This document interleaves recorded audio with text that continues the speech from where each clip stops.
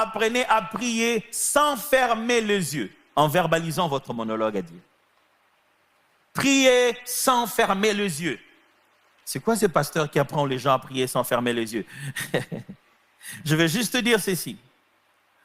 Ne vous plongez pas dans une telle religion où vous pensez que prière rime avec fermer les yeux. Ne pensez pas que chaque fois, pour que Dieu vous écoute, vos yeux doivent être fermés. Non.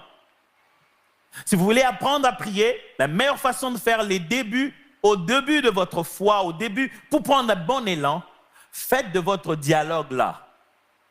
Devenez conscient que ce que vous vous dites, Dieu entend. Parlez directement.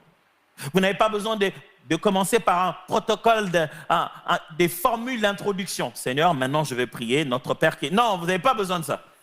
Parce que même quand vous vous plaignez, que vous souffrez dans votre cœur, Dieu entend. Apprenez pendant que vous avez encore les yeux ouverts à parler avec Dieu.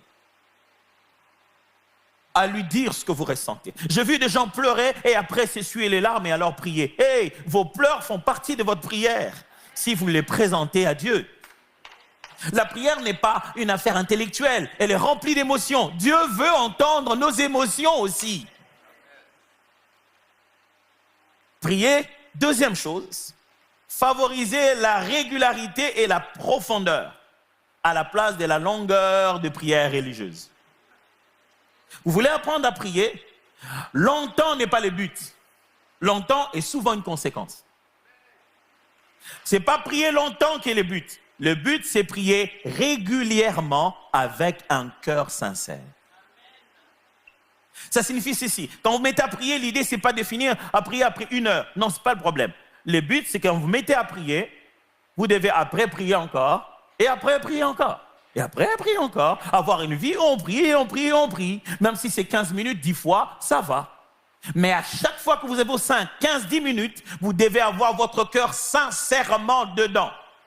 Parce qu'il y a bien des heures que nous passons dans la prière, nous disons tout, sauf prier. Vous savez, moi on est en train de prier là, pendant la louange aujourd'hui, alléluia. Oh, nous te glorifions Seigneur, toi, je te loue, toi qui es le feu, qui dévore le feu, justement. Est-ce que j'avais éteint le four?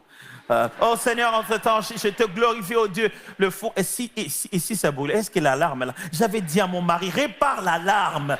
Mais ça, c'est dans la prière, tu vois, c'est l'autre côté de la prière dans la tête. Et on a passé 1 heure à dire des choses qu'on ne pense pas. Et la tête est en train de divaguer comme ça. Un jour, on a posé une question à un homme de Dieu puissant de son époque qui a fait des miracles incroyables, juste pas loin d'ici en Angleterre. Il était plombier de métier. Il s'appelait Smith Wigglesworth. On lui pose une question lors de l'interview. On dit, tu fais beaucoup de miracles. Combien de temps tu passes dans la prière? Il dit, 15 minutes. La dame est scandalisée. Elle dit, 15 minutes? Toi, le grand Smith Wigglesworth? Il dit, non, je ne fais pas 15 minutes sans prier. Je vous en supplie, en cours de route, priez. Quand vous êtes au volant, priez.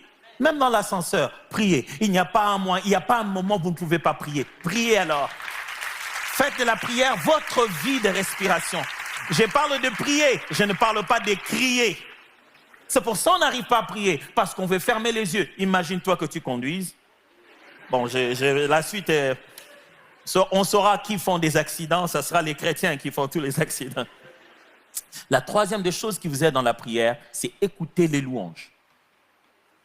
Écoutez la musique de louange et d'adoration. Pourquoi? La musique de louange vous donne les émotions et le vocabulaire. Ça met les mots dans votre bouche et ça prépare votre âme à adorer Dieu. Écoutez les louanges. Vous verrez qu'il y a une différence. À vivre toute votre vie en train d'écouter une musique qui dit « On va bagarrer, je vais le taper. On va bagarrer, je vais le taper. » Et avec une musique qui vous dit « L'Éternel est mon berger, je ne manquerai de rien. » Vous saurez qu'il y a une musique qui vous prépare à bagarrer. Et on comprend pourquoi vous venez dans cet état d'esprit au boulot. Vous êtes déjà agressif. La musique que tu écoutes te prépare au Dieu que tu vas adorer. La troisième des choses. Vous n'avez pas toujours quitté l'hôpital, vous êtes là quand même. Ouais, ça va. Je continue à prescrire, c'est bon. OK. Troisième des choses qui vous permet de bien grandir, ce sont les relations.